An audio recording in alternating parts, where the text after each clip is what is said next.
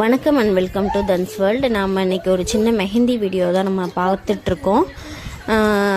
இது வந்து அரபிக் மெஹந்தி தான். ஈஸியாக போட்டுடலாம். இது பேசிக்காக சும்மா கற்றுக்கிறவங்க கூட போட்டுக்கலாம். அதனால் ஒரு சின்ன வீடியோவாக எடிட் பண்ணி போடலான்ட்டு போட்டிருக்கோம். ஃப்ரெண்ட்ஸ் பாருங்கள், எங்கள் வீடியோஸ்க்கு ப்ளீஸ் உங்கள் சப்போர்ட் கொடுங்க.